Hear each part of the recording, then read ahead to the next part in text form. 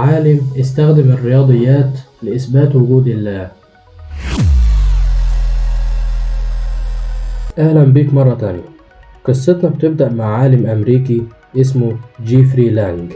كان ينتمي لأحد العائلات المسيحية، ثم اتجه إلى الإلحاد بسبب أنه لم يجد في الديانة المسيحية ردًا على شبهاته حول وجود الله عز وجل.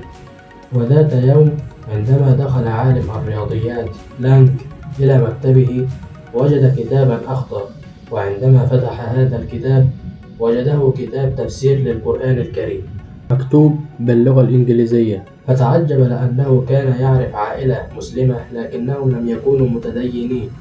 ثم فكر أنه ربما يشعرون بالخجل من الحديث عن الأديان، لكنهم يريدون تعريفه بالإسلام بطريقة لطيفة. فأخذ الكتاب ووضعه في بيته ولم يتحدث معهم عن الكتاب. وفي أحد الأيام كان لانج يجلس وحيدا في بيته ولم يكن يملك أي كتاب آخر في منزله، وعندما نظر حوله وجد كتاب تفسير القرآن الكريم، فقال لنفسه سوف أقرأه وبالتأكيد سأشعر بالملل وأنام بعد 10 دقائق. وعندما قرأ أول سورة من القرآن الكريم قال إن كاتب هذا الكتاب ذكي، فقد كان يعتقد أن بشرا هو من يكتبه.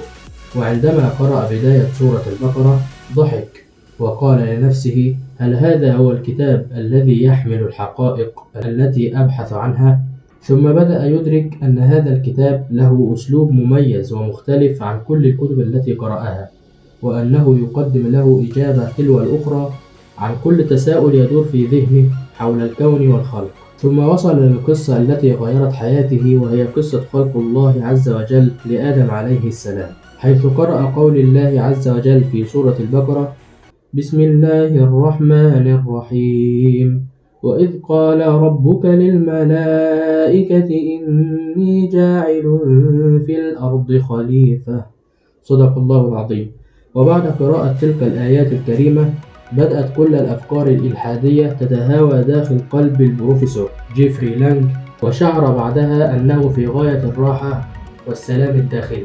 وكان يبكي كثيرا عند قراءة القرآن الكريم، حيث أنه وجد إجابة لكل الأسئلة التي كان يبحث عنها منذ صغره.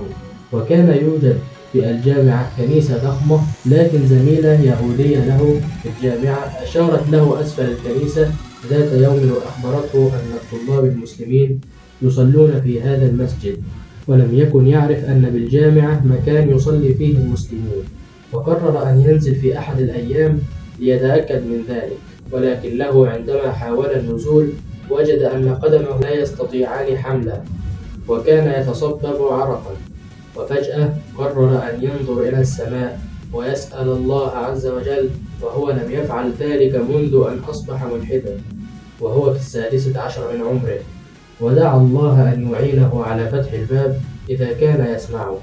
وبالفعل دخل المسجد وجلس مع بعض الطلاب وعرضوا عليه أن يجيب عن أي أسئلة تخص الإسلام. ثم دخل شيخ ليصلي، وعندما شاهد ارتباكه جلس بجواره ليطمنه وتحدث معه عن الإسلام، ثم سأله إذا كان لديه أي أسئلة، فشكره البروفيسور في البداية، ثم تذكر سؤالا آخر وهو كيف تشعر وأنت مسلم؟ فأجابه الشيخ أن الله عز وجل يحبنا أكثر من حب الأم لرضيعها، ونحن لا نفعل أي شيء إلا بإذنه، ولا تسقط ورقة من شجرة إلا بإذنه، ونحن عندما نسجد له عز وجل نشعر بالراحة. ثم سأله الشيخ هل تريد أن تصبح مسلما؟ لكنه ضحك وقال لقد كنت أسأل فقط، وكان حينها يفكر في رد فعل أهله وأصدقائه، لكنه بعد أن فكر قليلا قال لهم نعم سأدخل الإسلام، ثم ردد الشهادة معهم وأصبح مسلما. وبكده تبقى انتهت قصة النهاردة. لو الفيديو عجبك انزل اعمل لايك، وما تنساش تشترك في القناة عشان يوصلك فيديوهاتنا أول بأول. وشكرا للمشاهدة، وفي أمان الله.